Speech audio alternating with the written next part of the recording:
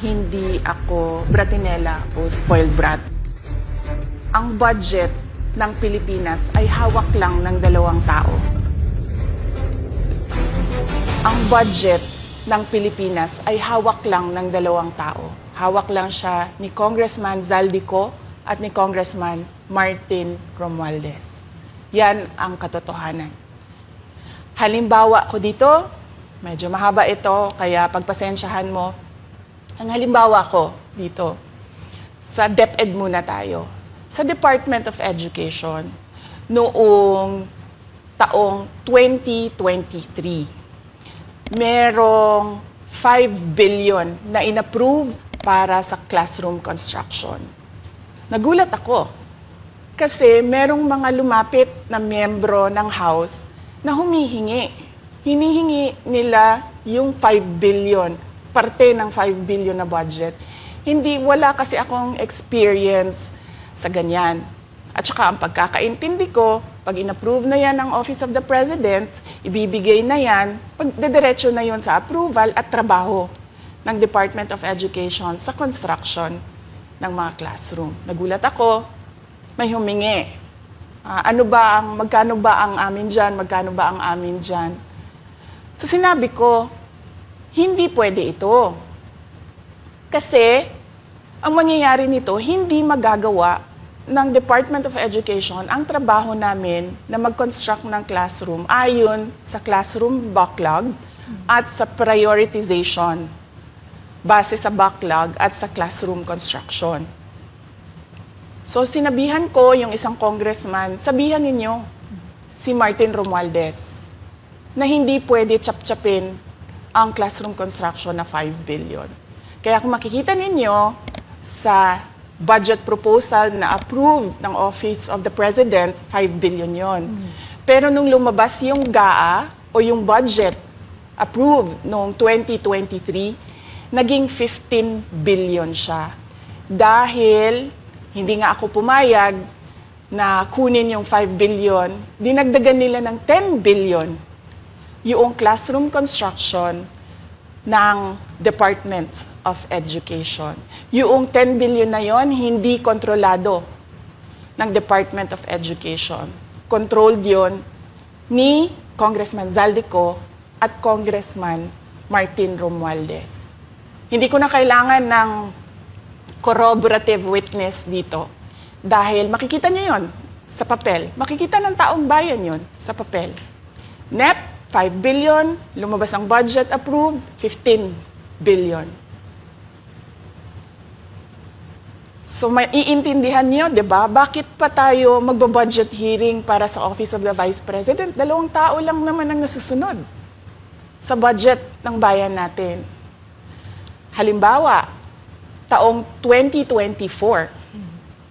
Kung makikita niyo, ang approved na budget ng Office of the President para sa classroom construction ay 19 billion.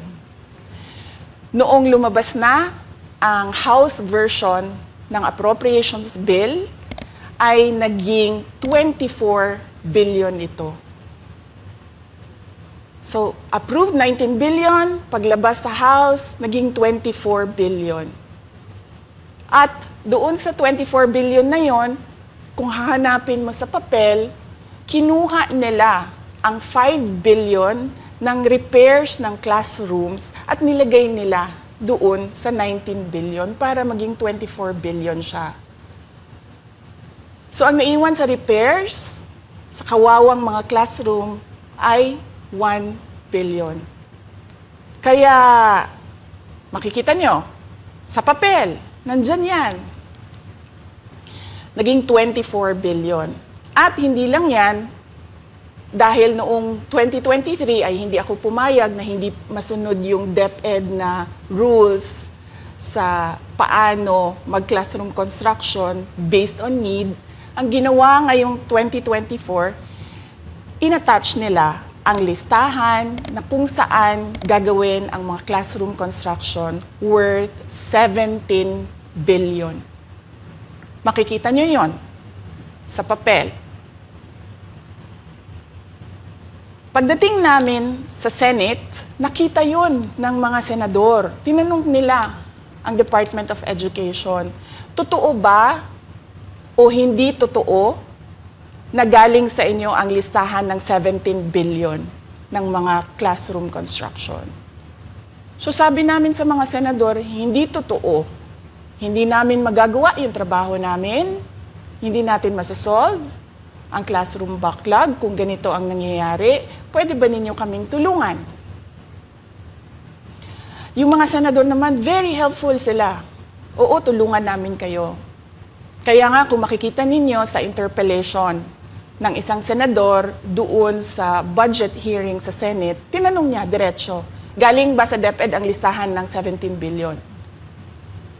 Galing ba sa DepEd ang listahan na inattach doon sa House version? Sinabi namin hindi. Hindi galing sa amin yan. On record yon. Makikita nyo sa mga videos, balikan nyo yung mga videos. Makikita nyo.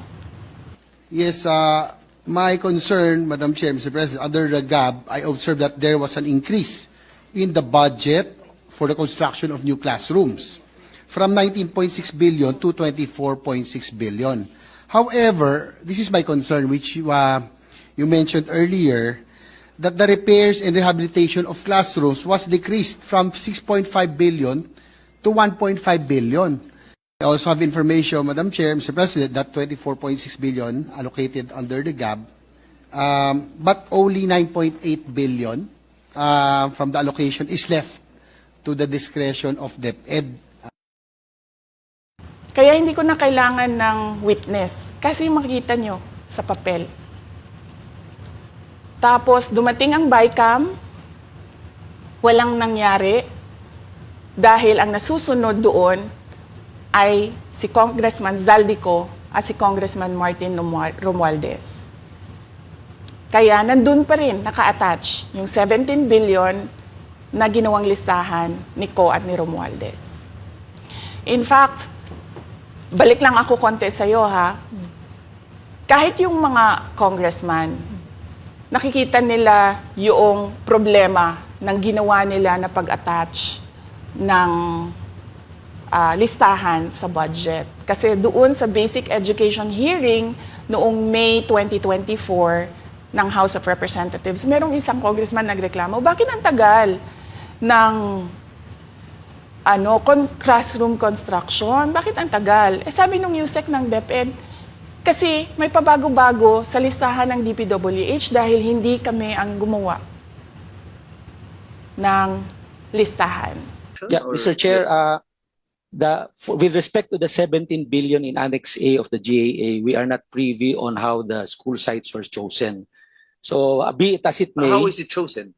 I'm not privy to that, Mr. Chair. As, when the GAP came out, there was a 14.7 billion Annex A. Then when the committee, the GAA came out, from 14.7 it became 17 billion. So we are not privy to how the list was generated.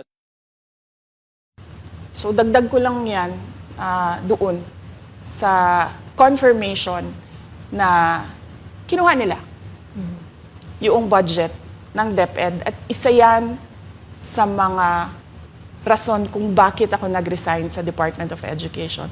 Hindi na ako papayag na sa susunod na taon, ganyan pa rin ang gawin nila at ako yung mananagot sa ginagawa nila. Kaya yan yung sinasabi ko, bakit pa tayo mag-question and answer dito para atakihin niyo ako? Ang masusunod lang naman sa budget, 2 tao lang. Makikita natin na let's stick to our plan, atakihin natin ito siya. Walang kinalaman sa kanyang Office of the Vice President 2025 budget proposal.